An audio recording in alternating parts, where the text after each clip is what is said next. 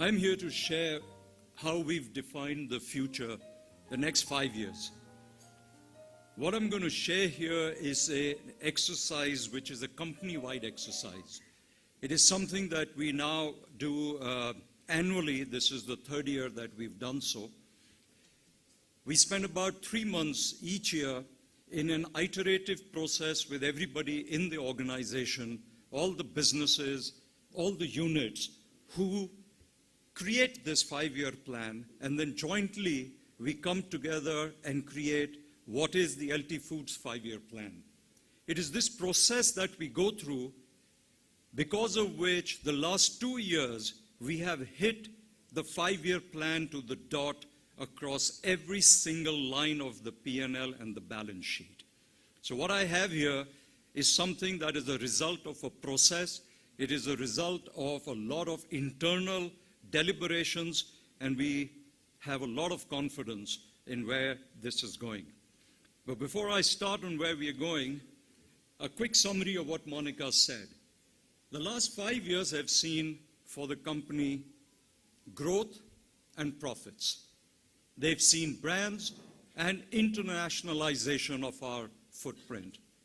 And they've seen the growth in the culture and in the organization that brings this all together.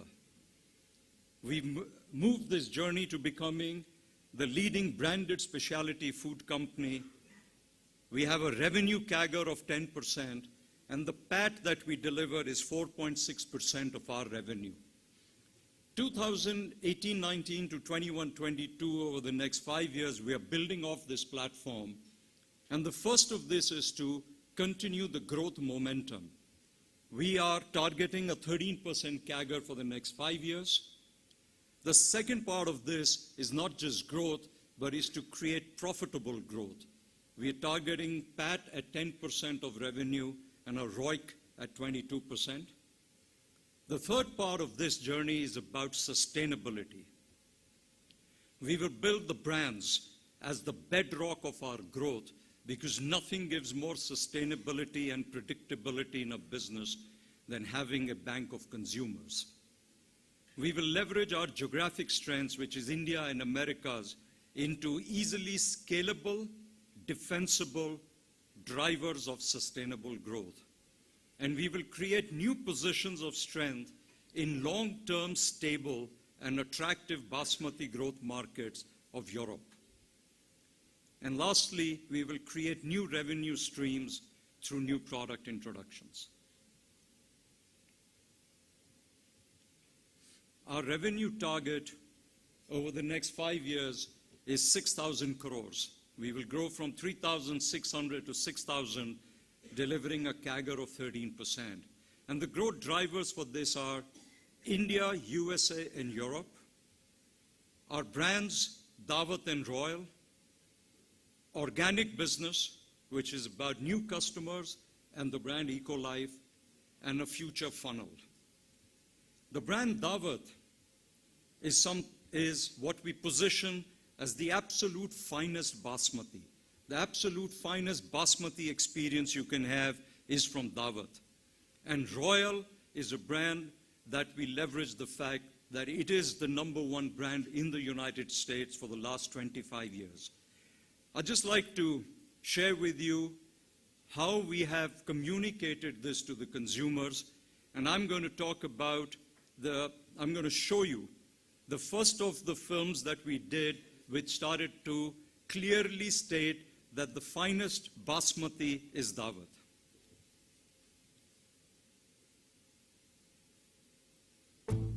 ये लीजिए।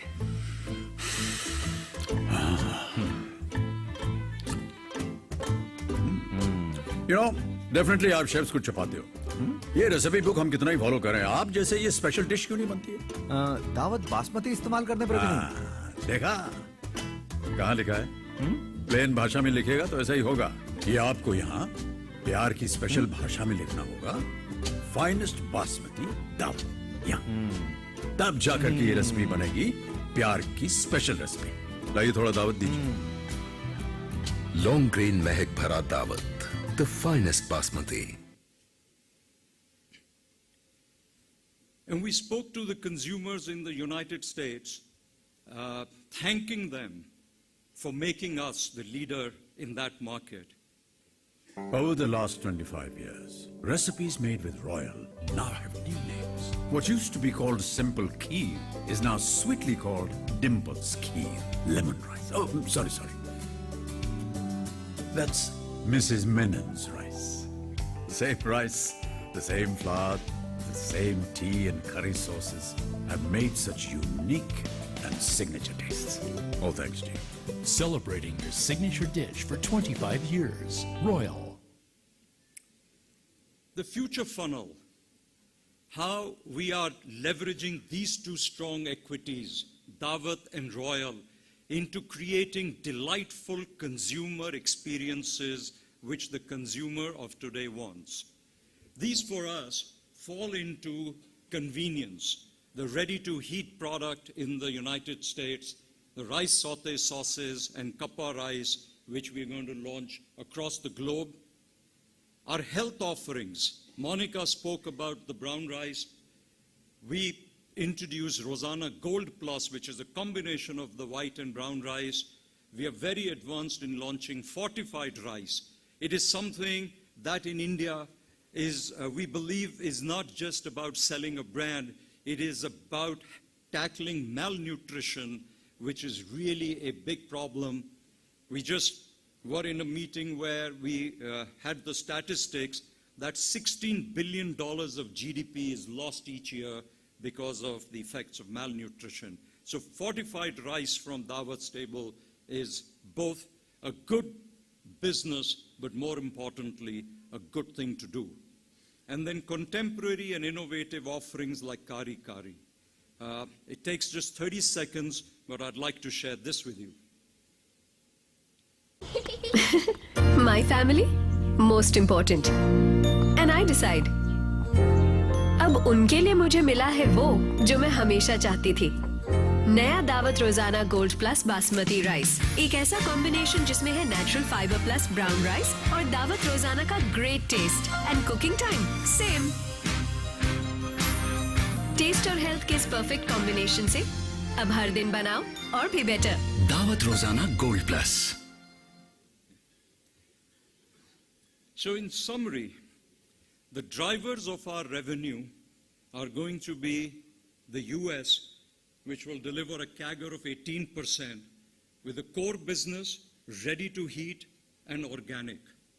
The other driver for it will be India, with a CAGR of 16%, built on the core brand Daawat and on new products. Europe, I have not calculated the CAGR. I think it is 149%. Because as we build there and relaunch the brand Daawat and we do private label, these would be the three big drivers of our business, plus organic, which will have a CAGR of 21% over the next 5 years. Moving from the drivers of revenue to drivers of margin, it is about building scale so that we get operating leverage flowing through our P&L, manufacturing yield improvements and efficiency to reduce COGS, procurement efficiencies to further reduce COGS, and finally driving up the GP with premiumization of our portfolio. And lastly, higher efficiencies in our operating expenses to make sure that every dollar that we spend is spent against proven initiatives, is spent against business building initiatives. So increase in absolute profitability to precede expansions in margin.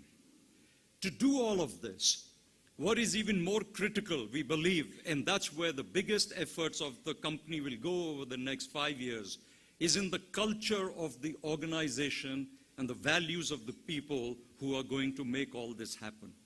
The company culture that we are creating is one of consumer centricity. The second one is about performance and results orientation. It is a company which will value people delivering what they say they will deliver. Proactive behavior and people who eagerly seek learning and development opportunities. The values that we have in our organization The first one is consumer centricity. And the way we define it is really two things. Consumer delight is the way we work. It is the guide of everything we do. And every decision that we take, there is only one filter. Is it consumer good? That then is consumer centricity. The second value is passion for excellence, a passion to be the best in everything that we do. Third value is innovativeness, finding new ways to produce superior results and having a very healthy disregard for status quo. The fourth value, ownership, taking ownership of driving our actions and achieving results and exceeding expectations. And lastly, business ethics. Do everything to the highest standards of business ethics and integrity and take ownership for doing the right thing and only the right thing. So these are the 5 values that we have as our guides to our behaviors in the company, along with the culture that we wish to create, along with the business direction that we want to create, so that people who work here have a sense of fulfillment, so that they can say, we are proud of the brands that we represent. We are proud of the place where we come to work each morning. We are proud of the results that we produce, and we are proud of the societal impact that we create with our actions. Thank you very much. I'd now like to invite Mr. Rajesh Srivastav, the chairman of Rabo Private Equity. He's actually been a partner for the last 9 years, and a lot of what we shared here, this journey, he's been a guide. He's been a guide in terms of bringing in these ideas, bringing in these notions, and then supporting us with resources, not just money, knowledge resources and knowledge partners who's made this happen. And nobody better than him to talk about how this journey has happened, how he helped shape it, and how he sees it both as an outsider and as an insider. Mr. Srivastav.